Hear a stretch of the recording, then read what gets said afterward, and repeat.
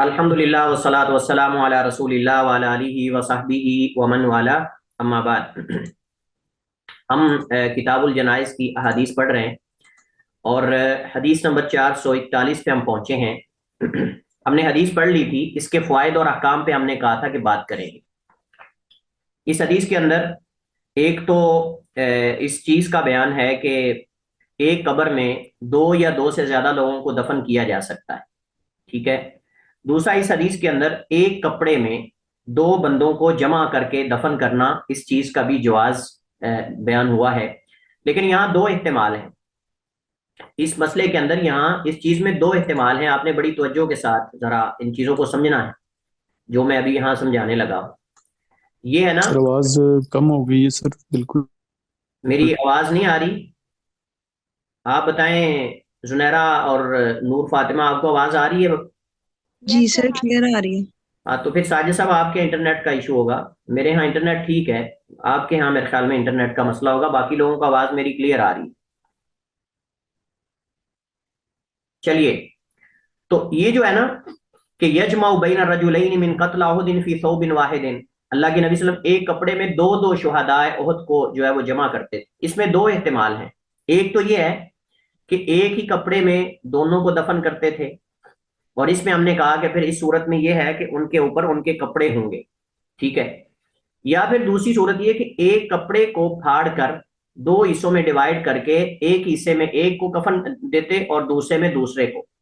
یہ دونوں معنی اس کے اندر مراد لیے جا سکتے ہیں۔ آپ بات سمجھ رہے ہیں؟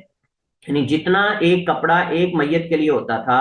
اللہ کے نبی علیہ الصلوۃ والسلام اس کپڑے کو پھاڑ کر دو کے لیے اس کے اندر دو کو لپیٹتے تھے، یعنی آدھا ایک کو دیتے تھے اور آدھا ایک کو، اور پھر ان کو جو ہے وہ دفن کر دیتے تھے۔ تو یہ دو معنی مراد ہو سکتے ہیں، یا تو ایک ہی کپڑے کے اندر دونوں کو دفن کر دیتے، یا پھر یہ ہے کہ ایک کپڑے کو دونوں میں ڈیوائیڈ کر دیتے، یعنی آدھا کپڑا ایک کو اس کے اندر کفن دے دیا جاتا اور آدھے کو جو ہے وہ دوسرے پر اس کو لپیٹ دیا جاتا، اور یہ زیادہ اولا اور یہ زیادہ جو ہے وہ بہتر ہے۔ اس کی وجہ یہ ہے کہ تاکہ میت کا سطر جو ہے وہ بھی ڈھانپا رہے، اور دوسرا یہ ہے کہ ان کی جلد ایک دوسرے کے ساتھ جو ہے وہ نہ ملے، ان کی جلد ایک دوسرے کے ساتھ نہ ملے۔ تو یہ ہم نے کہا تھا کہ یہ معنی بھی ہو سکتا ہے۔ تو یا تو یہ ہے کہ ان کے اندر ان کے کپڑے ہوں گے، اس وجہ سے ان کو ایک چادر کے اندر دونوں کو دفن کر دیا، یا پھر یہ ہے کہ ان کو ایک کپڑا پھاڑ کر آدھا اس پہ اور آدھا اس پر، یہ بھی مراد ہو سکتا ہے۔ اس حدیث کے اندر اہل فضل کو مقدم کرنا دنیا کے اندر بھی اور آخرت کے اندر بھی، یعنی جو اہل فضل ہیں، جو اہل فضیلت ہیں، وہ دنیا میں بھی افضل ہیں اور مقدم ہیں، اور آخرت کے اندر بھی وہ مقدم اور افضل ہیں۔ اور دنیا کے اندر ہمیں لوگوں کو ان کے مرتبے اور مقام کے مطابق عزت دینی چاہیے۔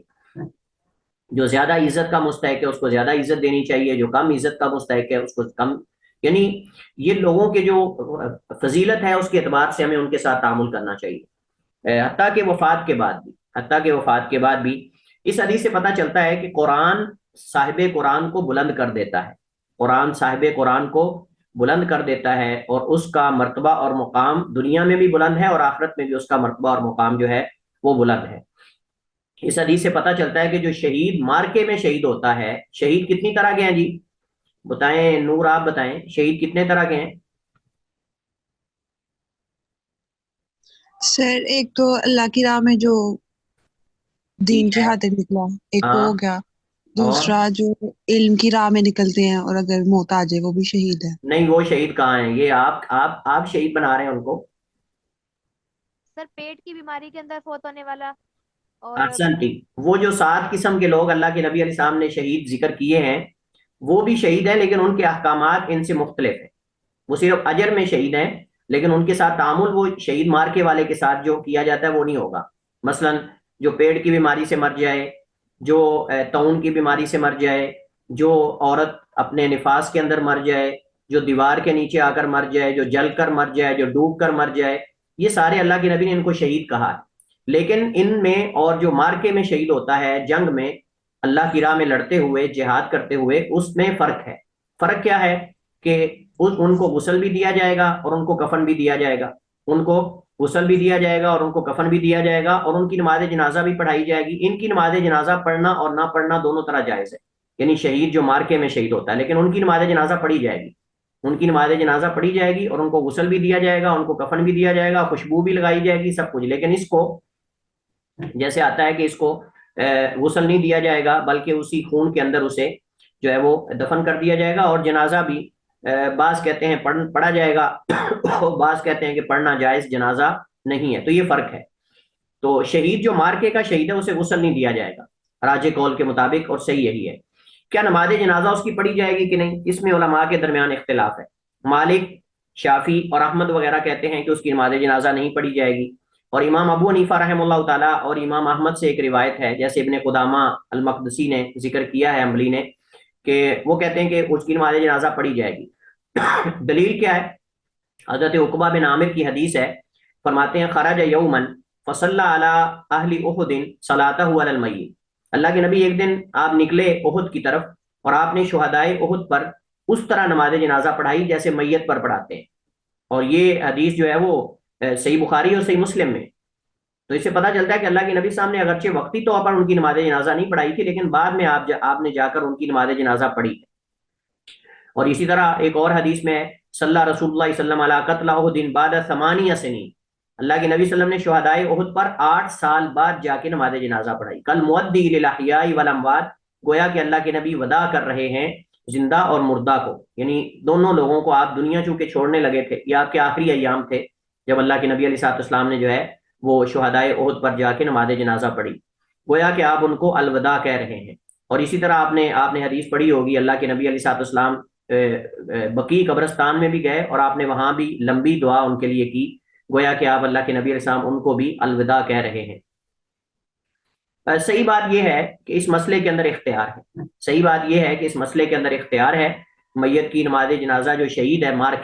مارکے کا شہید، جنگ میں شہید ہونے والا، اس کی نماز جنازہ پڑھی بھی جا سکتی ہے اور چھوڑی بھی جا سکتی ہے، دونوں طرح درست ہے، واللہ عالم، کیونکہ احادیث دونوں طرح کی موجود ہیں، نہ پڑھنے کے بارے میں بھی ہیں اور پڑھنے کے بارے میں بھی احادیث جو ہیں وہ موجود ہیں۔ اچھا، اگلی حدیث جو آ رہی ہے اس میں اس چیز کا بیان ہے کہ کفن مہنگا نہیں ہونا چاہیے، کفن مہنگا نہیں ہونا چاہیے۔ اب ایک حدیث ہم پیچھے پڑھ کے آئے ہیں کفن اچھا ہونا چاہیے، تو ان میں جمع کیسے کریں گے ہم؟ ہاں جی سر، نہ اتنا زیادہ سستا ہو کہ بالکل پھٹ جائے، بوسیدہ ہو جائے، جلدی خراب ہو جائے، اور نہ ہی اتنا زیادہ مہنگا ہو کہ اس سے ہمارا فضول خرچی کے اندر آ جائے، وہ بلکہ درمیانہ احسن تھی، ہو۔ بالکل ٹھیک، احسن تھی۔ تو حدیث اگرچہ یہ ضعیف ہے لیکن بہرحال کفن مہنگا نہیں ہونا چاہیے، زیادہ قیمتی نہیں ہونا چاہیے کہ لوگ باتیں کریں، مثالیں دیں کہ جی اس کا کفن بڑا مہنگا تھا، یہ ہے وہ ہے، ایسا نہیں ہونا چاہیے۔ کفن جو ہے وہ متوسط ہونا چاہیے، نہ زیادہ سستا ہو اور نہ زیادہ مہنگا ہو۔ حدیث کیا کہتی ہے؟ حدیث ہم پڑھتے ہیں پہلے۔ حضرت علی بن ابی طالب امیر المومنین رضی اللہ تعالیٰ عنہ روایت کرتے ہیں، فرماتے ہیں سمیعت النبی، میں نے سنا اللہ کے نبی صلی اللہ علیہ وسلم سے یقول، آپ فرما رہے تھے، لا تغالوا فی الکفن، تم کفن میں یعنی مہنگا کفن نہ دو، لا تغالو کا معنی مہنگا نہ کرو، یعنی مہنگا اختیار نہ کرو فی الکفن، کفن میں، یا مطلب بہت زیادہ قیمتی کفن نہ دو، فإنہ یسلب سریعا، کیونکہ وہ جلدی بوسیدہ ہو جاتا ہے، یسلب مجہول کے ساتھ پڑھیں گے، یسلب نہیں، یسلب، فإنہ یسلب سریعا، کیونکہ وہ بہت جلدی جو ہے وہ چھینا جاتا ہے، مطلب یہ ہے کہ بوسیدہ ہو جاتا ہے، مطلب یہ سلابہ کا معنی ہوتا ہے چھیننا، اور یسلب معنی چھین لیا جاتا ہے، مطلب یہ کہ بوسیدہ ہو جاتا ہے، وہ بہت جلدی جو ہے وہ بوسیدہ ہو جاتا ہے۔ حدیث کی سند ضعیف ہے، دو اس کے اندر علتیں ہیں، حدیث کی سند ضعیف ہے، اس کی 2 وجہ ہیں یا 2 علتیں ہیں۔ ایک تو یہ کہ اس کے اندر عمر بن ہاشم راوی، اس میں عمر بن ہاشم راوی ہے جو کہ ضعیف ہے، امام بخاری کہتے ہیں فیہ نظر، امام مسلم کہتے ہیں ضعیف الحدیث، امام احمد کہتے ہیں صدوق، اور امام ابن حبان نے بھی اس پر کلام کی ہے۔ صحیح بات یہ ہے کہ راوی یہ ضعیف ہے، اور اسی طرح انقطاع ہے۔ شابی حضرت علی سے روایت کرتے ہیں، اور امام شابی کا جو ہے وہ حضرت علی رضی اللہ تعالیٰ عنہ سے سما ثابت نہیں، امام شابی کا حضرت علی سے سما جو ہے وہ ثابت نہیں ہے راجح قول کے مطابق، لہذا حدیث جو ہے وہ ضعیف ہے۔ البتہ حدیث اس بات پہ دلالت کرتی ہے کہ کفن زیادہ مہنگا نہیں ہونا چاہیے، کفن زیادہ مہنگا نہیں ہونا چاہیے، زیادہ قیمتی نہیں ہونا چاہیے، اور اس سے مراد یہ ہے کہ یہ جو ہمارے ہاں بعض بڑے فوت ہوتے ہیں تو ان کے لیے وہ ڈیزائن والی چادریں اور ریشمی چادریں اور مہنگی چادریں وہ خریدتے ہیں اور اس کا تکلف کرتے ہیں، یہ نہیں ہونا چاہیے، سادہ ہونا چاہیے، اگرچہ اچھا ہو لیکن سادہ ہونا چاہیے، اس کے اندر ڈیزائن اور یہ سورہ اخلاص لکھی ہو، قل ہو اللہ لکھی ہو، فلاں لکھی ہو، یہ ساری اس کا اس سے بچنا چاہیے ہمیں ان چیزوں سے، کیونکہ صحابہ کرام اور یہ ویسے بھی یہ قرآن کریم کی توہین ہے کہ وہ یعنی میت کے اوپر ڈالی جاتی ہیں، اور پھر وہ جب فوت ہو جاتا ہے تو اس کا سارا وہ مطلب کہ بدن جب خراب ہو جاتا ہے، بوسیدہ ہو جاتا ہے، تو وہ اللہ کی آیات وہ بھی اس کے اوپر ہیں اور صورتیں بھی اس کے اوپر ہیں، تو وہ بدبو اور وہ ساری اسمیل اور وہ یعنی عجیب سی کیفیت ہوتی ہے، تو اس کے اندر میرے خیال میں اس سے بچنا چاہیے، اس سے جو ہے بچنا چاہیے۔ حضرت ابو بکر صدیق رضی اللہ تعالیٰ عنہ، آپ جانتے ہیں کہ جب وہ فوت ہونے لگے تو انہوں نے کیا کہا تھا؟ انہوں نے کہا تھا کہ یہ میرے اوپر جو چادریں ہیں نا، یہ میری چادریں ہی دھو کر اسی میں مجھے دوبارہ کفن دے دینا۔ تو لوگوں نے کہا کہ آپ امیر المومنین ہیں، آپ خلیفہ ہیں اللہ کے نبی کے، آپ کو اچھا ہم کفن دیں گے۔ انہوں نے کہا کہ ان الحی احق بالجدید من المیت انما هو للمحلہ، کہ جو زندہ ہے وہ زیادہ حقدار ہے نئے کپڑے کا، نئے لباس کا، میں تو فوت ہونے والا ہوں اور میں تو دنیا چھوڑ کے جا رہا ہوں، مجھے نئے کپڑے اور نئے لباس کی ضرورت اور حاجت نہیں ہے۔ تو بہرحال یہ کوئی تعارض نہیں ہے، ہم کہتے ہیں کہ دونوں حدیث کو جمع کیا جا سکتا ہے۔ وہ اس طرح کے بہت زیادہ مہنگا اور بہت زیادہ فاخر قسم کا اور یعنی اعلیٰ قسم کا نہیں ہونا چاہیے کہ جس کے اندر جو ہے وہ فضول خرچی ہو، اور بہت زیادہ خستہ بھی نہیں ہونا چاہیے کہ جس کے اندر جو ہے اس کا بدن نظر آتا ہو یا پھٹنے کا جلدی امکان ہو، ایسا بھی نہیں ہونا چاہیے۔ یہ دونوں طرح کی حدیث کو ہم جو ہے وہ جمع کر سکتے ہیں۔ اگلی حدیث کا موضوع یہ ہے کہ آدمی کو اس کی بیوی بھی غسل دے سکتی، آدمی کو اس کی بیوی بھی غسل دے سکتی ہے، اور میاں بیوی دونوں ایک دوسرے کو غسل دے سکتے ہیں۔ یہ اس وجہ سے حدیث مصنف یہاں لے کر آئے ہیں، اور اس حدیث کو روایت کرنے والی سیدہ عائشہ رضی اللہ تعالی عنہا ہے۔ حضرت عائشہ فرماتی ہیں کہ بے شک نبی علیہ السلام نے مجھے کہا، قال لہا یعنی حضرت عائشہ کو کہا، لو متی اگر آپ فوت ہو جائیں، لو متی اگر آپ فوت ہو جائیں، قبلی مجھ سے پہلے، اگر آپ مجھ سے پہلے فوت ہو جائیں، لغسلتکی تو میں آپ کو غسل دوں گا،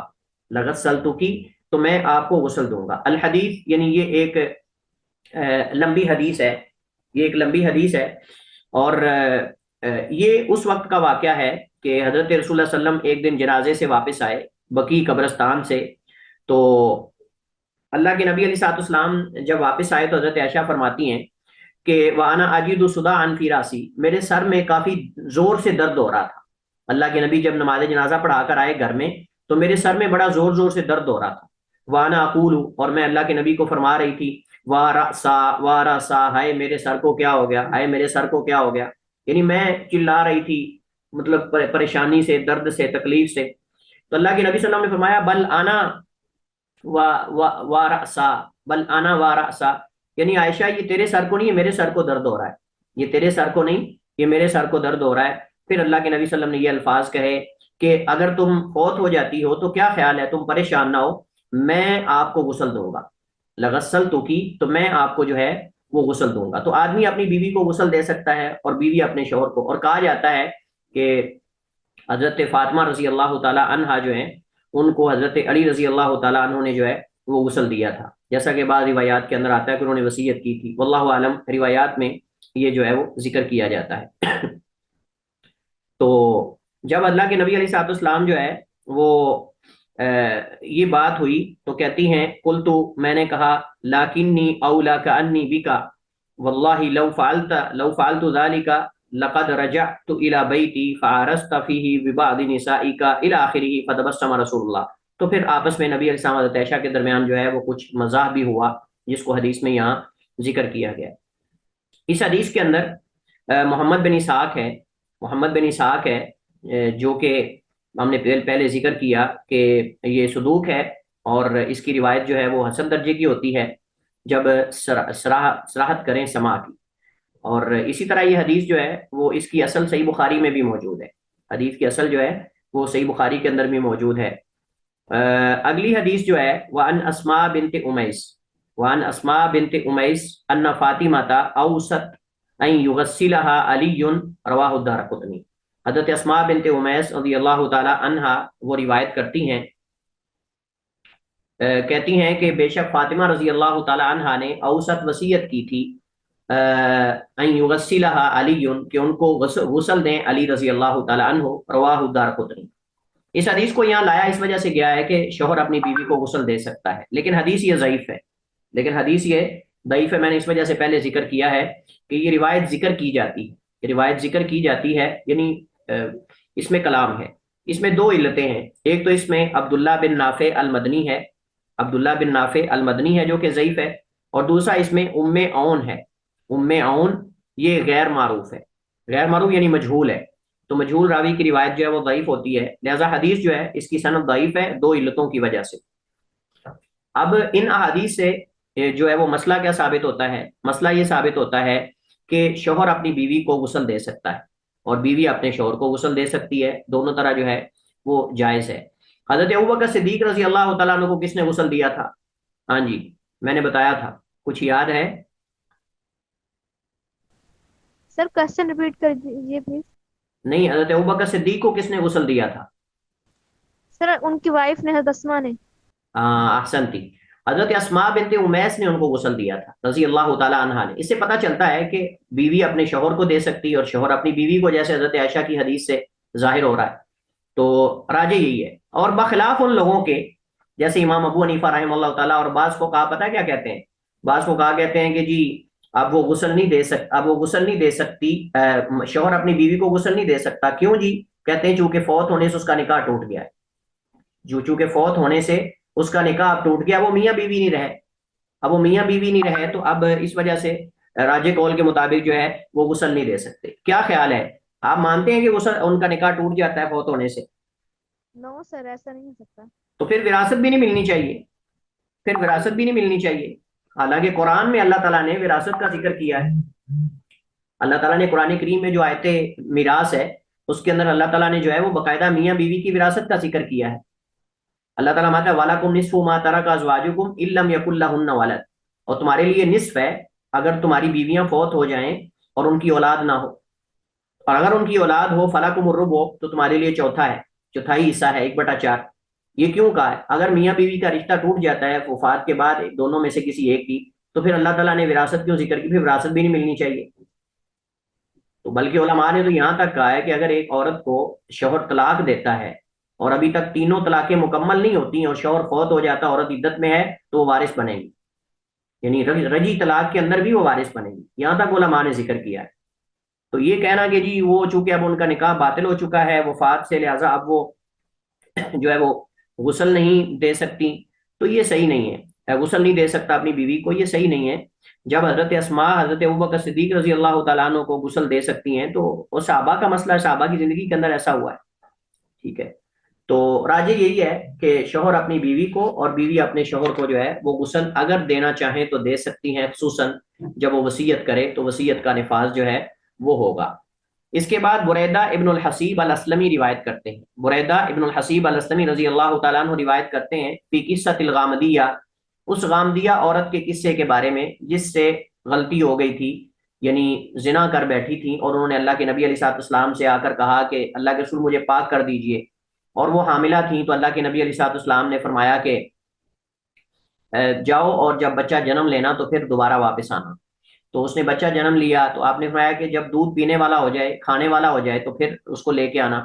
تو جب وہ کھانے پینے والا ہو گیا تو اس وقت اللہ کے نبی صاحب نے ایک انصاری صاحب کہا کہ کون اس کی پرورش کرے گا؟ تو ایک انصاری صحابی نے جو ہے یہ ذمہ داری لے لی کہ اللہ کے رسول میں اس کی جو ہے وہ پرورش کروں گا. تو پھر اللہ کے نبی علیہ الصلوۃ والسلام نے جو ہے وہ اس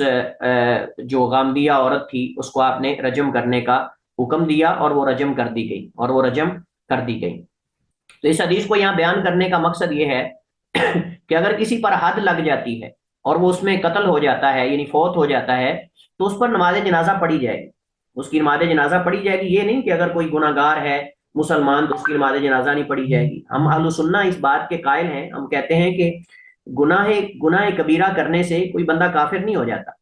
گناہ کبیرہ کرنے سے کوئی کافر نہیں ہو جاتا. ویسے بھی جب اس پہ حد لگ جاتی ہے تو اس کی توبہ اللہ قبول کر لیتا ہے، اللہ اس کی گناہ کو معاف کر دیتا ہے. راجح قول کے مطابق جس پر دنیا میں حد لگ جائے اس پر آخرت میں حد نہیں لگے گی. جس پر دنیا میں حد لگ جائے اس کے گناہ کا کفارہ بن جاتی ہے، اور آخرت میں اللہ تعالیٰ اسے عذاب نہیں دے گا، یہ گناہ اس کا معاف ہو جائے گا. ہاں کسی اور گناہ کی وجہ سے اللہ اس کو پکڑ لے تو یہ ایک الگ بات ہے، لیکن صحیح بات یہ ہے کہ جب کوئی کسی پر حد نافذ ہو جاتی ہے اور اس کو حد لگ جاتی ہے تو یہ گناہ اس کا معاف ہو جاتا ہے، صحیح اور راجح قول کے مطابق، صحیح اور راجح قول کے مطابق.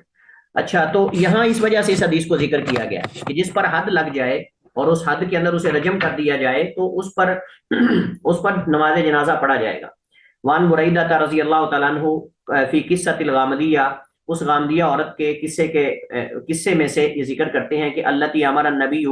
جس کے بارے میں اللہ کے نبی نے حکم دیا تھا برجمیہا،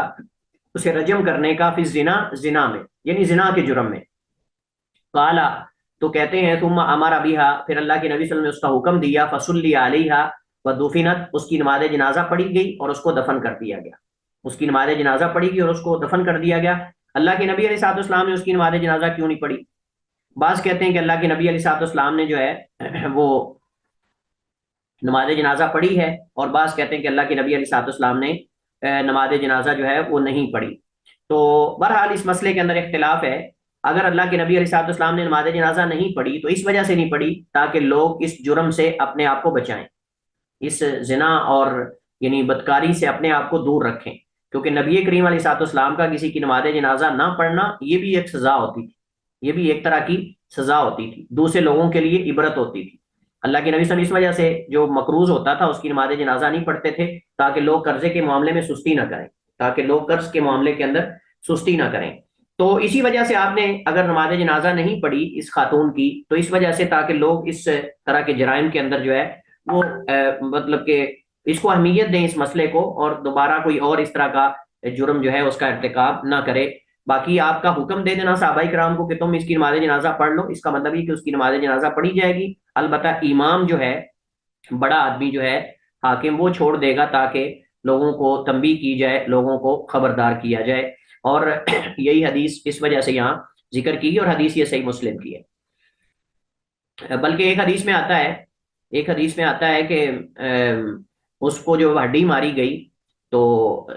وہ خون کے فوارہ جو ہے وہ حضرت خالد بن ولید کے جو ہے وہ کپڑوں پہ لگا یا کسی اور کے، تو انہوں نے کہا کہ مجھے نجس کر دیا ہے۔ تو اللہ کے نبی صلی اللہ علیہ وسلم نے جب یہ الفاظ سنے تو آپ ناراض ہوئے، اور آپ نے فرمایا کہ اس نے ایسی صدق کے دل سے پکی سچی توبہ کی ہے کہ اگر اس کی توبہ کو اہل مدینہ پہ تقسیم کیا جائے تو اللہ سب کو معاف کر دے۔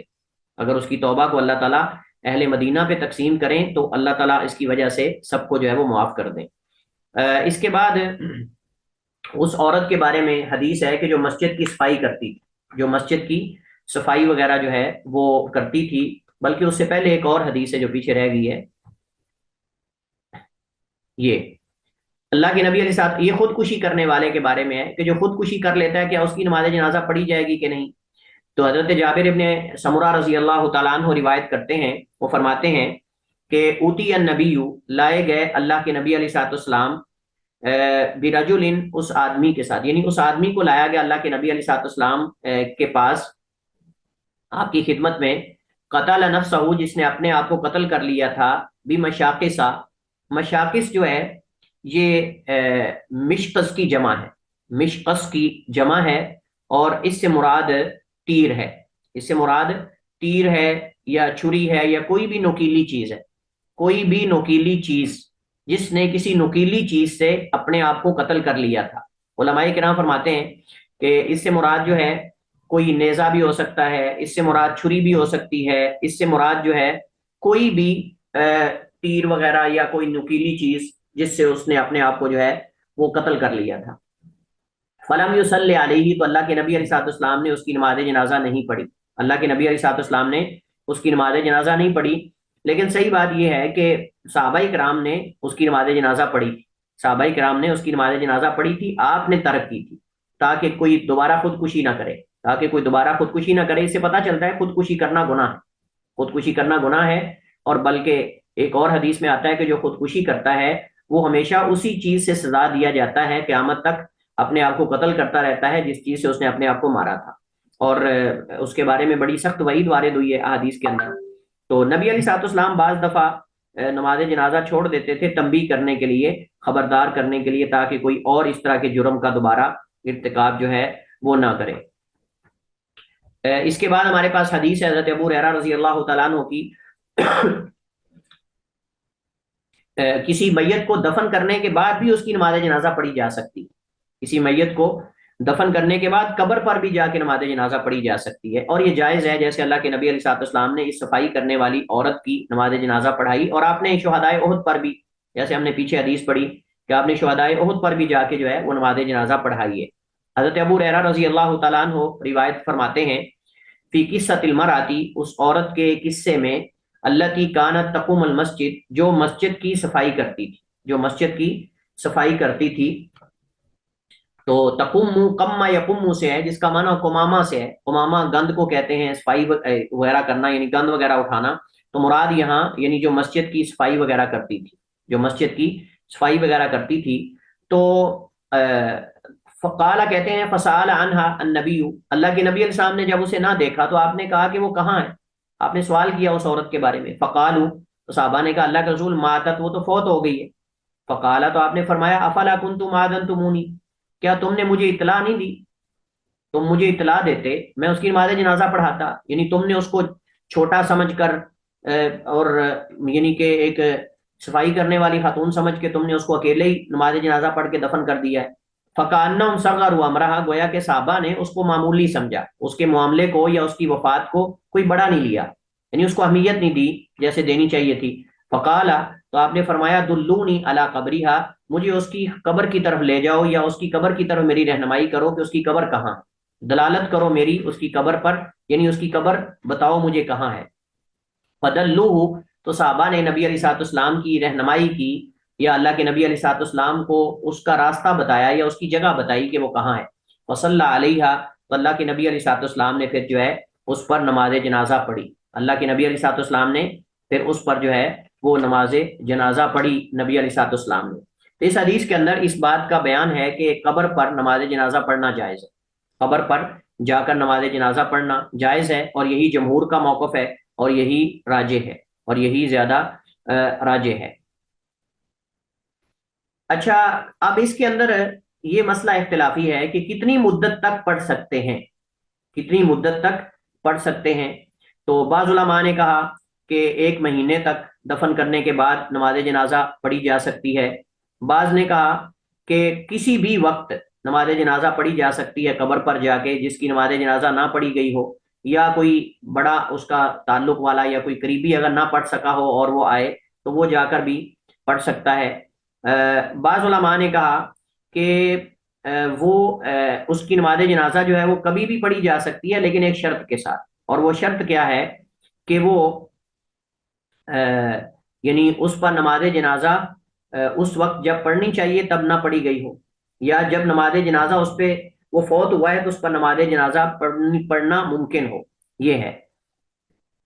मसलन कहते हैं कि बिशर्त यकून अल मुसल्ली मिन अहल सलाह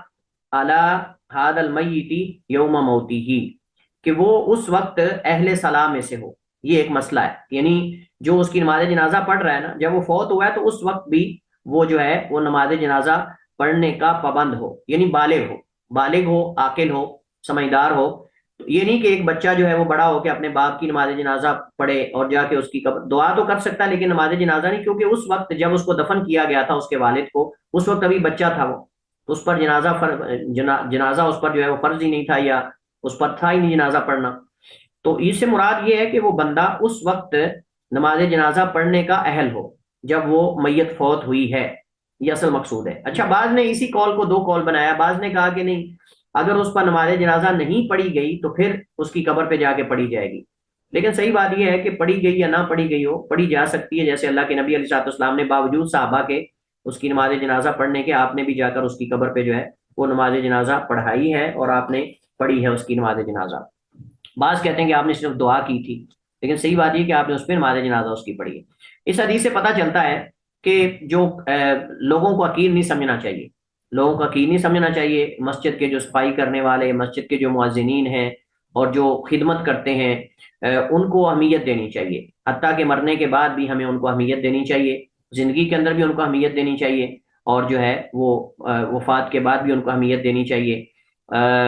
इस हदीस से पता चलता है कि जो इमाम है या बड़ा शख्स है उसको अपने खादिम और अपने जो खिदमत गुजार हैं उनके बारे में पूछते रहना चाहिए, उनके बारे में पूछते रहना चाहिए और उनके बारे में सवाल करते रहना चाहिए। और इसी तरह उनकी अगर किसी चीज़ की ज़रूरत हो तो हाजत को पूरा करना चाहिए, उनके हालात वगैरह। अल्लाह के नबी अलैहिस्सलाम की तवाज़ो का बयान है कि अल्लाह के नबी इस कदर मुतवाज़े थे, इतना बड़ा इमाम होने के बावजूद अल्लाह के नबी अलैहिस्सलाम मस्जिद की सफाई करने वाली खातून के बारे में भी पूछा करते थे और आप उसका भी ख्याल करते थे, और आप अगर वो फौत होगी तो आपने उसकी नमाज जनाजा जो है वो जाकर। इस हदीस के अंदर मस्जिद की सफाई की फजीलत का बयान है। इस औरत को इतना बड़ा मुकाम जो अल्लाह के नबी ने दिया है وہ مسجد کی صفائی کرنے کی وجہ سے. اور حدیث کے اندر باقاعدہ یہ لفظ ذکر کرنے کا مقصد بھی یہ ہے، التی کانت تقم المسجد، جو مسجد کی صفائی وغیرہ کرتی تھی، یعنی جھاڑو وغیرہ کرتی تھی مسجد کو، اس کے اندر گند وغیرہ اٹھاتی تھی. تو مطلب یہ کہ یہ ذکر کرنے کا مقصد بھی یہی ہے کہ مسجد کی صفائی کرنا بڑا افضل عمل ہے، مسجد کی صفائی کرنا بڑا افضل اور بہترین عمل ہے. اور نبی علیہ السلام کی ایک حدیث بھی ہے، اگرچہ اس میں کلام ہے، اللہ کے نبی سے آیا کہ میرے اوپر اللہ نے میری امت کے اجر پیش کیے، یعنی مجھے میری امت کے اعمال دکھائے گئے، ان میں سے میں نے اس بندے کے اجر کو بھی دیکھا کہ جو مسجد سے تنکا اٹھا کے باہر پھینکتا ہے، جو مسجد سے ٹنکا اٹھا کے باہر پھینکتا ہے، تو اس کے اجر کو بھی اللہ ضائع نہیں کرتا، اور مجھے وہ بھی اپنی امت کے اعمال کے اندر جو ہے وہ دکھایا گیا ہے. اچھا، اس کے بعد اگلی حدیث جو ہے وزادہ مسلم، اور مسلم نے اضافہ کیا ہے، ان ہذہ القبور، نبی علیہ السلام نے نماز جنازہ پڑھائی اس عورت کی، پھر آپ نے فرمایا کہ بے شک یہ قبریں، ان ہذہ القبور، بے شک یہ قبریں، مملوءۃ ظلمۃ، یہ تاریکی سے بھری ہوتی ہیں، یعنی تاریکیاں اس کے اندر ہوتی ہیں، علی اہلھا، اہل قبرستان کے لیے، فإن اللہ، اور بے شک اللہ سبحانہ وتعالی، ینورھا، ان قبروں کو منور کر دیتا ہے، لہم، ان کے لیے، بصلاتی علیہم، میرے ان پر نماز پڑھنے کی وجہ سے. یعنی میں جب ان پر دعا کرتا ہوں ان کے لیے، یا ان کی نماز جنازہ پڑھتا ہوں، تو اللہ ان کی قبروں کو روشن کر دیتا ہے. یہ اصل میں امام مسلم نے ان الفاظ کا اضافہ کیا ہے، یعنی اللہ کے نبی علیہ السلام نے اس عورت کی جب نماز جنازہ پڑھائی یا اس کے لیے دعا کی، تو آپ نے پھر یہ الفاظ فرمائے، ارشاد فرمائے کہ بے شک یہ قبریں مملوءۃ، بھری ہوتی ہیں، ظلمتاً، تاریکی سے، علی اہلھا، اہل قبرستان کے لیے یا اہل قبروں کے لیے، وإن اللہ، اور بے شک اللہ سبحانہ وتعالی، ینورھا، انہیں منور کرتا ہے، روشن کرتا ہے، لہم، ان کے لیے، بالصلاتی، میری نماز کے ساتھ، علیہم، ان پر، یعنی نماز جنازہ میرے ان پر پڑھنے کے سبب اللہ تعالیٰ ان کی قبروں کو جو ہے وہ روشن کر دیتا ہے. اس سے پتہ چلتا ہے کہ اہل ایمان جب کسی مومن کی نماز جنازہ پڑھتے ہیں یا اس کے لیے دعا کرتے ہیں، تو اس کا میت کو فائدہ ہوتا ہے، تو اس کا میت کو جو ہے وہ نفع پہنچتا ہے اور فائدہ ہوتا ہے، اور یہ اہل سنہ کا عقیدہ، اور ہم اس کو مانتے ہیں. وان حذیفہ بن یمان رضی اللہ تعالیٰ عنہ سے روایت ہے. اور اس حدیث کا موضوع کیا ہے؟ اس حدیث کا موضوع یعنی جو ماتم کرنا ہے، جزا فضا کرنا ہے، چلانا ہے کسی میت کے اعلان کرنے کے بارے میں، میت کے اعلان کرنے کے بارے میں ہے، کہ اس کی وفات کے بارے میں اعلان کرنا. حضرت حذیفہ بن یمان روایت کرتے ہیں، فرماتے ہیں بے شک نبی علیہ السلام کانا ینہا، آپ منع فرماتے تھے، ان النعی، موت کا اعلان کرنے کا یا کسی کے موت کی خبر دینے کا. صحیح بات یہ ہے کہ یہ حدیث ضعیف ہے، صحیح بات یہ ہے کہ یہ حدیث جو ہے وہ ضعیف ہے، اور اس کے ضعیف ہونے کی جو ہے وہ دو وجوہات ہیں. اس میں ایک تو یہ ہے کہ حبیب بن سلیم راوی ہے، حبیب بن سلیم راوی جو کہ مقبول ہے، اور مقبول درجے کے راوی کی روایت جو ہے وہ صحت اور ضعف کے درمیان ہوتی ہے، صحت اور ضعف کے درمیان ہوتی ہے. اگر اس کی کوئی مطابقت مل جائے تو حدیث صحیح ہو جاتی ہے، وگرنہ وہ حدیث جو ہے وہ ضعیف ہوتی ہے. اور اسی طرح اس حدیث کے اندر جو ہے وہ اختلاف بھی پایا جاتا ہے کہ یہ حدیث جو ہے وہ آنے والی حدیث کے خلاف ہے، آنے والی حدیث یعنی جو اس کے بعد حدیث آ رہی ہے اس کے خلاف ہے. اللہ کے نبی صلی اللہ علیہ وسلم نے نجاشی کی وفات کا اعلان کیا تھا، اللہ کے نبی صلی اللہ علیہ وسلم نے حضرت جعفر طیار کی وفات کا اعلان کیا تھا، اور آپ نے جو شہداء جنگ موتا کے اندر جو شہید ہوئے تھے، آپ نے ان کی وفات کا، شہادت کا اعلان کیا تھا. اور تو اس سے پتہ چلتا ہے کہ یہ حدیث ایک تو صحیح احادیث کے خلاف ہے، اور دوسرا یہ ہے کہ اس حدیث کے اندر حبیب بن سلیم راوی ہے جس میں جو ہے وہ کلام ہے. اور اس کا ایک شاہد ہے حضرت عبداللہ بن مسعود کی حدیث سے، ایاکم والنعی فإن النعی من عمل الجاہلیہ، کہ تم اعلان کرنے سے بچو کیونکہ اعلان کرنا کسی فوت شدہ کا یہ جاہلیت کا عمل ہے. یہ حدیث بھی ضعیف ہے اور سخت ضعیف ہے، کیونکہ اس میں ابو حمزہ میمون العور راوی ہے جو کہ ضعیف ہے. لہذا حدیث کا جو شاہد ہے وہ بھی ضعیف ہے، اور حدیث بذات خود بھی ضعیف ہے، اور اس کے مطابق بھی نہیں ہے اس راوی کی جس کو ہم نے ذکر کیا، حبیب بن سلیم یا سلیم. لہذا حدیث جو ہے وہ ضعیف ہے. حضرت ابو ہریرہ کی حدیث جو ہے پہلی حدیث کے خلاف ہے، جو پہلی حدیث ہم نے پڑھی ہے جو ضعیف ہے، یہ حدیث اس کے خلاف، اور یہ حدیث بخاری مسلم کی ہے. اس میں اللہ کے نبی نے اعلان کیا ہے فوت ہونے والے نجاشی کا. وعن ابی ہریرہ، ابو ہریرہ رضی اللہ تعالیٰ عنہ سے روایت ہے، وہ بیان کرتے ہیں بے شک نبی علیہ السلام نے نعان نجاشیہ، اپنے اعلان کیا نجاشی کا، فی الیوم، اس دن، الذی مات فی، جس میں وہ فوت ہوا تھا، جس میں نجاشی فوت ہوا. نجاشی کون تھا؟ حبشہ کا بادشاہ تھا. نجاشی حبشہ کا بادشاہ تھا جس نے مسلمانوں کے ساتھ خیر خائی کی تھی، ہجرت کرنے والوں کے ساتھ اس نے سلوک کیا تھا، اور اس کا نام تھا اسحمہ. اس کا نام تھا اسحما، امزہ صاد ہا میم گولتا، اسحما اس کا نام تھا نجاشی کا۔ تو یہ جب فوت ہوا تو اللہ کے نبی علیہ السلام کو جبریل نے فوراً خبر دے دی۔ جب یہ فوت ہوا اور اس کی وفات کی تاریخ جو ہے یہ 9 ہجری ہے، رجب کا مہینہ تھا اور 9 ہجری تھی جب یہ نجاشی فوت ہوا۔ تو اللہ کے نبی علیہ السلام کو فوراً جبریل نے آ کر خبر دے دی تھی کہ نجاشی فوت ہو گیا ہے، لہٰذا اس کی نماز جنازہ پڑھو۔ تو نبی علیہ السلام نے صحابہ میں اعلان کیا فی الیوم، اس دن الذی مات فی، جس میں آپ فوت ہوئے، اور یہ نبی علیہ السلام کا معجزہ ہے اور یہ اللہ کے نبی علیہ السلام کی نبوت کے دلائل میں سے دلیل ہے۔ وخرج بہم الی المصلی، اور اللہ کے نبی علیہ السلام صحابہ کو لے کر جنازگاہ کی طرف گئے، جو عیدگاہ بھی تھی اور جنازگاہ بھی تھی، آپ وہاں گئے۔ فصف بہم، اور آپ نے ان کی صفیں بنائی، صحابہ کرام کی صف بندی کی۔ وکبر، اور آپ نے تکبیر کہی، علیہ اس پر، اربعن 4، اس پر 4 تکبیریں کہیں اللہ کے نبی علیہ السلام نے، یعنی نماز جنازہ کے اندر آپ نے جو معروف 4 تکبیریں ہیں وہ آپ نے کہیں اور آپ نے اس کی نماز جنازہ پڑھائی۔ اور یہ نماز جنازہ جو ہے وہ غیبی تھی، یعنی غائبانہ نماز جنازہ۔ بعض کہتے ہیں کہ جی یہ نجاشی کے ساتھ خاص تھا، بعض کہتے ہیں کہ یہ نجاشی کے ساتھ خاص تھا، اس کی وجہ یہ ہے کہ اس پر وہاں کسی نے نماز جنازہ نہیں پڑھی تھی، اس وجہ سے اللہ کے نبی علیہ السلام نے جو ہے اس کی نماز جنازہ پڑھی۔ لیکن ہم کہتے ہیں یہ کیسے ہو سکتا ہے کہ کسی ملک کا بادشاہ جو ہے وہ فوت ہو اور وہ بادشاہ مسلمان ہو اور اس کے ساتھ کوئی اور مسلمان ہی نہ ہو؟ یہ کیسے ہو سکتا ہے؟ یعنی ایک ملک کا بادشاہ مسلمان ہو جائے اور اس کے ساتھ کوئی اور مسلمان ہی نہ ہو، یعنی سارے عیسائی رہیں، یہ کیسے ہو سکتا ہے؟ اور وہ مسلمان، یعنی اس نے اپنے اسلام کا اعلان کیا تھا باقاعدہ نجاشی نے۔ تو اعلانیہ اگر ملک کا بادشاہ مسلمان ہو جائے اور وہ کئی سالوں تک حکومت بھی کرے تو کیسے ہو سکتا ہے کہ وہاں کوئی اور مسلمان ہی نہیں تھا حبشہ میں؟ تو یہ صحیح نہیں۔ صحیح بات یہ ہے کہ اللہ کے نبی علیہ السلام نے نجاشی کو اہمیت دینے کے لیے، نجاشی نے چونکہ مسلمانوں کے ساتھ احسان کیا تھا تو اللہ کے نبی علیہ السلام نے اس احسان کا بدلہ دینے کے لیے اللہ کے نبی علیہ السلام نے جو ہے اس نجاشی کی جو ہے وہ غائبانہ نماز جنازہ پڑھائی ہے۔ اس حدیث کے اندر میت کے فوت ہونے کا اعلان کرنے کا بیان ہے، اور اعلان کرنے کا مقصد کیا ہوتا ہے؟ اعلان کرنے کا مقصد خبر دینا ہے تاکہ لوگ اس کی نماز جنازہ پڑھیں، اس کے لیے دعا کریں، اور اگر کسی کا کوئی لین دین ہے اس کے ساتھ تو وہ اس کے ساتھ اس کے ورثاء کے ساتھ کیا جائے، قرض وغیرہ دیگر معاملات، یہ مقصد ہوتا ہے اصل میں۔ اس سے متعلق کئی احکام ہے اصل میں اعلان سے متعلق، ٹھیک ہے، یہ اصل میں مقصد ہے۔ اچھا، اس حدیث کے اندر جو ہے وہ ہم نے جیسے کہا کہ غائبانہ نماز جنازہ پڑھنے کے جواز کا بیان ہے۔ اللہ کے نبی علیہ السلام کا معجزہ ہے کہ اللہ کے نبی علیہ السلام کو جو ہی نجاشی کی وفات ہوئی، اللہ کے نبی صلی اللہ علیہ وسلم کو فوراً جبریل نے بتا دیا اور آپ نے صحابہ کو خبر دے دی۔ حالانکہ آپ جانتے ہیں کہ نجاشی اور جو ہے وہ نبی علیہ السلام کے درمیان اس وقت 1 مہینے کی مسافت تھی۔ کتنی مسافت تھی؟ حبشہ اور مدینہ سے 1 مہینے کی مسافت پر نجاشی فوت ہوا ہے۔ لیکن اللہ کے نبی علیہ السلام کو اس دور کے اندر کوئی فون نہیں تھے، کوئی تیز سواریاں بھی نہیں تھیں اس طرح کی، لیکن آپ کو فوراً بتا دیا گیا جس دن وہ فوت ہوا ہے۔ یہ اللہ کے نبی کا معجزہ ہے۔ اس حدیث کے اندر پتہ چلتا ہے کہ نماز کے اندر، نماز جنازہ کے اندر صفیں بنانی چاہیے، اور اسی طرح جو ہے اس میں نجاشی کی فضیلت ہے، اس میں نجاشی کی فضیلت ہے کہ اللہ کے نبی علیہ السلام نے اس کی غائبانہ نماز جنازہ پڑھائی، اور یہ فضیلت پہ دلالت کرتا ہے کہ وہ ایک بہت عظیم انسان تھا۔ اور عظیم کیوں نہ ہو کہ جس نے اس وقت مسلمانوں کو جگہ دی کہ جب ان کے اوپر جو ہے مکہ کو تنگ کر دیا گیا اور ان کو تکلیفیں دی گئی، اذیتیں دی گئی، لیکن اس شخص نے مسلمانوں کے ساتھ خیر خواہی کی اور اپنا ملک ان کے لیے جو ہے وہ ان کے لیے اس کے دروازے کھولے اور ان پر جو ہے مختلف قسم کے احسانات کیے، تو یقیناً یہ شخص جو ہے وہ عزت اور تکریم کا مستحق تھا۔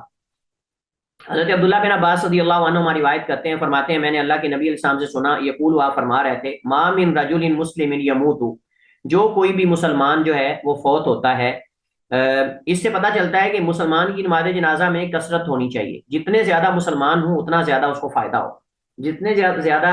جنازے میں شریک ہوں لوگ اتنا زیادہ، اور یہی اصل میں اعلان کا مقصد ہے۔ آپ دیکھیں حافظ ابن حجر نے کس مناسبت سے اس حدیث کو ذکر کیا ہے، تاکہ بتایا جائے کہ اعلان کرنے کا کسی کی وفات کا مقصد کیا ہوتا ہے، تاکہ زیادہ سے زیادہ اہل ایمان اس کی نماز جنازہ میں شریک ہو۔ تو عبداللہ بن عباس فرماتے ہیں نبی علیہ السلام سے میں نے سنا، آپ فرما رہے تھے، ما من رجل مسلم یموت، جو کوئی مسلمان آدمی بھی فوت ہوتا ہے، فیقوم علی جنازتہ، تو اس کی نماز جنازہ پر کھڑے ہوتے ہیں 40 رجلا، 40 آدمی، یعنی اس کی نماز جنازہ پڑھنے والے 40 آدمی ہوتے ہیں، لا یشرکون باللہ شیئا، وہ اللہ کے ساتھ کچھ شرک کرنے والے نہ ہوں، یہ شرط ہے، مشرک نہ ہوں، اہل توحید ہوں۔ इल्ला मगर शफ़ाअहुमुल्लाहु फी, अल्लाह उसमें उनकी शफात को कबूल करता है, अल्लाह ताला उसके हक में उनकी शफात यानी सिफारिश को कबूल करता है। असल में नमाज जनाजा के अंदर हम शफात करते हैं, हम सिफारिश करते हैं अल्लाह के हुजूर के अल्लाह इसको बख्श दे और इसकी लग़ज़िशें, इसकी कोताहियां जो है उसको मुआफ़ कर दे और इसको जन्नत में दाखिल कर दे। ये अहले ईमान सिफारिश लेके आते हैं और अल्लाह मुशरिकीन की सिफारिश अल्लाह कबूल नहीं करेगा। लिहाजा इससे हमें पता चलता है कि अहले ईमान की शफात जो है वो अल्लाह के यहाँ, अल्लाह ताला के यहाँ जो है वो उसका फ़ायदा होता है मोमिन मैयत को जब वो फौत हो जाए, और वो नमाज जनाजा की सूरत में भी हो सकता है और वो उमूमी दुआ की सूरत के अंदर भी हो सकता है। बाकी आखिरत के अंदर जो सिफारिश है, आखिरत के अंदर जो सिफारिश होगी, शफात होगी, उसकी तीन शर्तें हैं, उसकी तीन शर्तें हैं। एक तो ये कि अल्लाह ताला शफात करने वाले से राजी हो, दूसरा अल्लाह इजाजत दे, और तीसरा अल्लाह जिसके लिए शफात की जा रही है उससे भी अल्लाह राजी हो। अगर अल्लाह ताला शफात करने वाले से राजी नहीं तो फिर भी अल्लाह ताला शफात को कबूल नहीं करेगा, और अगर अल्लाह ताला शफात की इजाजत ना दे तो फिर भी अल्लाह ताला उस शफात को कबूल नहीं करेगा, और अगर अल्लाह ताला जिसके हक में शफात की जा रही है उससे राजी ना हो तो भी अल्लाह ताला शफात को कबूल नहीं करेगा, चाहे कोई बड़े से बड़ा भी शफात करने वाला क्यों ना हो, चाहे कोई बड़े से बड़ा भी शफात करने वाला क्यों ना हो। इस हदीस के अंदर नमाज जनाजा में मुसलमानों की कसरत होने का बयान है कि ये मुस्तहब है कि मुसलमान की नमाज जनाजा में ज़्यादा मुसलमान इकट्ठे हों और ज़्यादा मुसलमान जो है उसमें शरीक हों, ताकि उसकी नमाज जनाजा जब वो अल्लाह के यहाँ शफात करें और दुआ करें तो अल्लाह ताला उसे जो है वो बख्श दे इस कसरत को देखकर। अच्छा, अगला मसला ये है कि औरत की नमाज जनाजा पढ़ते हुए कहाँ खड़े होंगे, यानी इमाम साहब जो है औरत की नमाज जनाजा के दौरान कहाँ खड़े होंगे और मर्द के लिए कहाँ खड़े होंगे। ये असल में इस चीज़ के लिए हदीस को यहाँ लाया गया है। तो इस हदीस में बयान है कि इमाम जो है वो औरत के नमाज जनाजा के अंदर कहाँ खड़ा होगा। अन समुरा बिन जुंदुब, समुरा बिन जुंदुब रजी अल्लाह तआला अन्हु रिवायत करते हैं, काला कहते हैं सल्लैतु, मैंने नमाज जनाजा पढ़ी, वरा अन नबी, अल्लाह के नबी अलैहिस्सलाम के पीछे, अलम रातिन, औरत पर, मातत जो फौत हो गई थी, फी निफासिहा, अपने निफास में यानी विलादत के दौरान, बच्चे की विलादत के दौरान या निफास में औरत फौत होगी। तो अल्लाह के नबी अलैहिस्सलाम ने नमाज जनाजा पढ़ाई और मैं आपके पीछे था। फ़कामा वस्तहा, तो अल्लाह के नबी अलैहिस्सलाम उस औरत के दरमियान में खड़े हुए, अल्लाह के नबी अलैहिस्सलाम उस औरत के दरमियान में खड़े हुए। बाज़ उलमा कहते हैं कि ये सीन के फतह के साथ है और बाज़ उलमा कहते हैं कि ये सीन के सुकून के साथ है, ये सीन के सुकून के साथ है। अगर सीन के फतह के साथ पढ़े तो फिर मतलब ये कि उसके जिस्म के दरमियान खड़े हुए, उसके जिस्म के दरमियान खड़े हुए, यानी जो उसका बॉडी का दरमियान है वहां आप खड़े हुए। और बाज कहते हैं कि सुकून के साथ है, अगर सुकून के साथ हो तो फिर वसत मुराद होगा। तो सही बात यही है कि दोनों तरह मुराद जो है वो दरमियान ही है, दोनों तरह मुराद दरमियान ही है, फतह के साथ पढ़ें या सुकून के साथ पढ़ें, वसत पढ़ें या वस्त पढ़ें, मुराद जो है वो दरमियान ही होगा, यानी उसके दरमियान अल्लाह के नबी अलैहिस्सलाम खड़े हुए। इस हदीस से पता चलता है कि इमाम को औरत की नमाज जनाजा पढ़ाते हुए उसके दरमियान में खड़ा होना चाहिए, उसके दरमियान में खड़ा होना चाहिए। और इसमें हिकमत क्या है, इसमें हिकमत क्या है, मुख्तलिफ उलमा ने जो है वो कौल बयान किए हैं। बाज़ कहते हैं कि इस वजह से ताकि यानी उसके लोगों की नज़र वहाँ ना पड़े, यानी जब इमाम दरमियान में खड़ा होगा तो इमाम पर लोगों की नज़र पड़ेगी लेकिन औरत के सेंटर पे नज़र नहीं पड़ेगी, ताकि उसका वो दरमियानी हिस्सा जो है वो लोगों की नज़रों से ओझल रहे, कोई यानी किसी इंसान के ज़हन के अंदर कोई बुरा ख्याल ना आए या बुरा तसव्वुर ना आए। वल्लाहु आलम, इस तरह की तौजीह बाज़ उलमा ने जो है वो जिक्र की है। लेकिन सही बात यह कि हदीस के अंदर कोई हिकमत बयान नहीं की गई कि इसकी हिकमत क्या है कि इमाम दरमियान में क्यों खड़ा होगा, इसकी कोई हिकमत बयान नहीं की गई। लेकिन जैसे मैंने जिक्र किया कि बाज़ उलमा कहते हैं कि उसकी वजह यह है ताकि इमाम दरमियान में खड़ा हो और लोगों की नज़र इमाम पर पड़े, उस औरत पर जो है वो उसके वसत में जो है वो नज़र लोगों की ना पड़े, ये असल में। लेकिन सही बात यह है कि हमें इसकी हिकमत का वल्लाहु आलम नहीं बताया गया कि इसकी हिकमत जो है वो क्या है। सिर्फ यही है कि नबी अलैहिस्सलाम ने ऐसे किया है तो हम करेंगे, अल्लाह के नबी अलैहिस्सलाम की सुन्नत यही है, लिहाजा हम भी इसी पर अमल करेंगे, हमें इल्लत समझ आए या ना आए, वजह समझ आए या हिकमत समझ आए या ना आए। हज़रत आयशा रज़ियल्लाहु ताला अन्हा से रिवायत है। इस हदीस को यहाँ लाने का मकसद ये है कि मस्जिद में भी नमाज जनाजा हो सकती है, मस्जिद में भी नमाज जनाजा हो सकती है। हज़रत आयशा रज़ियल्लाहु ताला अन्हा फरमाती हैं, कालत, उन्होंने कहा, वल्लाही लक़द सल्ला रसूलुल्लाह सल्लल्लाहु अलैहि वसल्लम अला बनी बैदा फिल मस्जिद। असल में हज़रत साद रज़ी अल्लाह तआला अन्हु की, साद बिन अबी वक्कास की जब वफात हुई ना, तो बाद लोगों ने कहा कि ان کی نماز جنازہ مسجد میں نہیں ہونی چاہیے، اللہ کے نبی صلی اللہ علیہ وسلم تو باہر پڑھتے تھے۔ تو باہر لوگوں نے شاید اعتراض کیا، تو حضرت عائشہ نے فرمایا کہ ان کو مسجد میں داخل کرو، میں ان پہ نماز جنازہ جو ہے وہ پڑھنا چاہتی ہوں، میں ان پہ نماز جنازہ جو ہے پڑھنا چاہتی ہوں۔ تو لوگوں نے اعتراض کیا کہ مسجد کے اندر کیسے نماز جنازہ ہو سکتی ہے؟ تو اللہ کے نبی حضرت عائشہ نے فرمایا کہ میں نے اللہ کے نبی علیہ الصلوۃ والسلام نے جو بیضاء کے بیٹے ہیں دونوں، ان پر اللہ کے نبی علیہ الصلوۃ والسلام نے جو ہے وہ نماز جنازہ پڑھائی۔ ان کا نام سہل اور سہیل تھا، ان کا نام سہل اور سہیل تھا۔ ان کی والدہ کا نام بیضاء ہے، ان کی والدہ کا نام بیضاء ہے، کہتے ہیں یعنی بیضاء اس کا لقب ہے اور اس کا نام دعد ہے، یعنی بیضاء اس کی صفت ہے یا لقب ہے، تو دعد اس کا نام تھا اس عورت کا۔ اور ان کے باپ وہب بن ربیعہ القرشی ہیں، وہب بن ربیعہ القرشی الفہری، یہ سہل اور سہیل کے والد ہیں، اور ان کی والدہ بیضاء ہیں جس کا نام دعد تھا، دعد دال کے ساتھ۔ حدیث کے اندر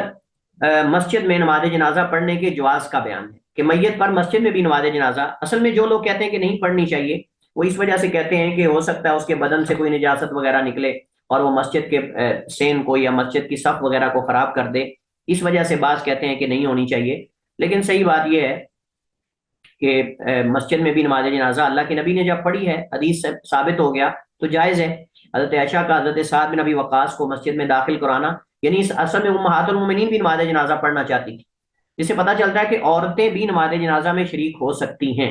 عورتیں بھی نماز جنازہ میں شریک ہو سکتی ہیں۔ اور اس حدیث سے یہ بھی پتہ چلتا ہے کہ آدمی کو اس کی ماں کی طرف بھی منسوب کیا جا سکتا ہے جب وہ اس سے مشہور ہو جائے اور اس کے بغیر نہ پہچانا جاتا ہو۔ اگر اس کے بغیر اس کی معرفت ممکن نہ ہو تو پھر اس کی ماں کی طرف بھی جو ہے وہ اسے منسوب کیا جا سکتا ہے۔ اگلی حدیث جو ہے اس کے اندر نماز جنازہ میں کتنی تکبیرات ہوں گی اس کے بارے میں یہ ساری احادیث ہیں جو ذکر کی جا رہی ہیں۔ اس میں حضرت زید بن ارقم رضی اللہ تعالیٰ عنہ کے بارے میں ہے، عبد الرحمن ابن ابی لیلہ بیان کرتے ہیں کہ کانا زید بن ارقم، زید بن ارقم رضی اللہ تعالیٰ عنہ یکبر علی جنائزنا اربعا، ہمارے فوت ہونے والوں پر جنازوں پر 4 تکبیریں کہتے تھے، وانہ کبر علی جنازۃ خمسا، انہوں نے 5 تکبیریں کہیں، فسالتو تو میں نے سوال کیا، فقالت انہوں نے کہا کانا رسول اللہ یکبرها، اللہ کے نبی علیہ السلام 5 تکبیریں بھی کہتے تھے۔ رواہ مسلم، اسے امام مسلم نے روایت کیا، والاربع، اور چاروں نے، اور یہ حدیث صحیح ہے، اس پر بھی عمل ہو سکتا ہے، 4 تکبیریں بھی ہیں 5 بھی ہیں،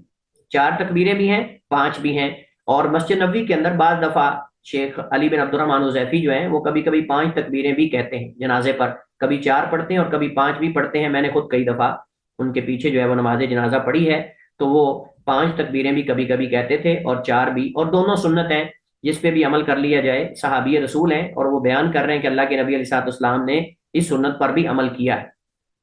حضرت علی سے روایت ہے انہ کبر علی سہل بن حنیف ستا، حضرت علی رضی اللہ تعالیٰ عنہ نے سہل بن حنیف رضی اللہ تعالیٰ عنہ پر 6 تکبیریں کہیں، وقال، اور کہا انہ بدری، یہ بدری صحابی ہیں، اس وجہ سے جو ہے ان پر میں نے 6 تکبیریں کہی ہیں۔ رواہ سعید بن منصور واصلہ فی البخاری، اسے سعید بن منصور نے روایت کیا ہے اور اس کی اصل جو ہے وہ صحیح بخاری کے اندر موجود ہے۔ لیکن صحیح بات یہ ہے کہ اس حدیث میں کلام ہے، اس حدیث میں کلام ہے جو حضرت علی رضی اللہ تعالیٰ عنہ کے حوالے سے سہل بن حنیف کے بارے میں روایت ذکر کی جاتی ہے، اس میں کلام ہے، اس میں یزید بن ابی زیاد ہے قرشی الہاشمی، اس میں کلام ہے، یزید بن ابی زیاد القرشی الہاشمی، اس میں کلام ہے۔ جو صحیح بخاری کی حدیث کی طرف اشارہ کیا گیا ہے اس میں صرف حضرت علی کی نماز جنازہ پڑھنے کا ذکر ہے، لیکن اس کے اندر یہ نہیں ہے کہ جو ہے وہ یعنی حضرت علی نے ان پہ 6 تکبیریں کہی۔ لیکن حافظ ابن حجر نے ذکر کیا ہے، امام طحاوی، دار قطنی وغیرہ نے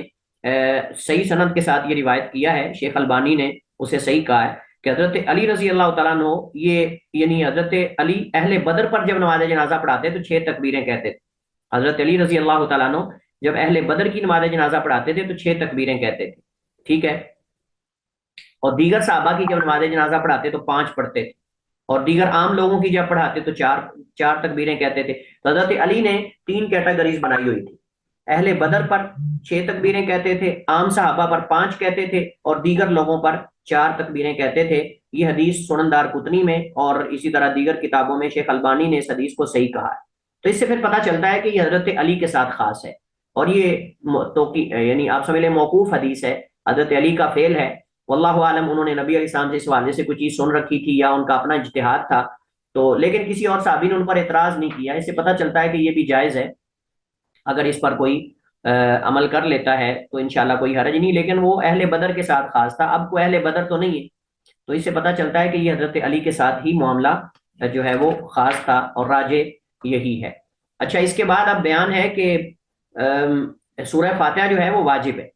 سورہ فاتحہ واجب ہے، سنت نہیں ہے، واجب ہے نماز جنازہ کے اندر۔ حضرت جابر رضی اللہ تعالیٰ عنہ روایت فرماتے ہیں کہ کانا رسول اللہ تھے، اللہ کے نبی علیہ الصلوۃ والسلام یکبر علی جنائزنا اربعا، ہمارے جنازوں پر 4 تکبیریں کہتے تھے، ویقرأ بفاتحۃ الکتاب، اور سورہ فاتحہ پڑھتے تھے، فی التکبیرۃ الاولی، پہلی تکبیر تکبیر اولا جو ہے اس کے بعد، یعنی رواہ شافعی باسناد ضعیف، اسے امام شافعی نے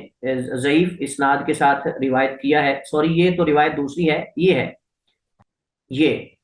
یہ روایت صحیح بخاری کی ہے، یہ روایت جو ہے وہ امام شافعی نے اس کو روایت کیا ہے اور اس کی سند ضعیف ہے، یہ جو حضرت جابر کی حدیث ہے۔ وہ روایت آگے آ رہی ہے طلحہ بن عبید اللہ والی، وہ حدیث صحیح بخاری میں، یہ دیکھیں حضرت طلحہ بن عبید اللہ روایت کرتے ہیں، بن عبداللہ بن عوف، طلحہ بن عبداللہ بن عوف بیان کرتے ہیں، قالا کہتے ہیں صلیت خلف ابن عباس،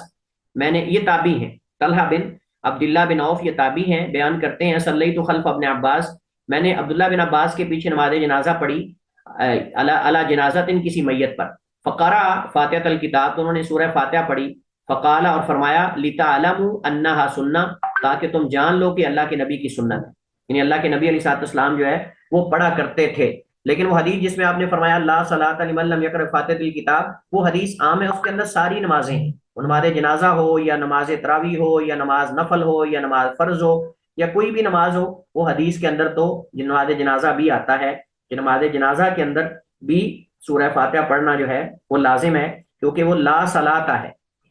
کوئی بھی نماز، لا صلاۃ کوئی بھی نماز نہیں ہے سوائے جو ہے وہ سورہ فاتحہ کے، تو سورہ فاتحہ پڑھنا جو ہے وہ لازم ہے اور واجب ہے۔ اچھا، اس کے بعد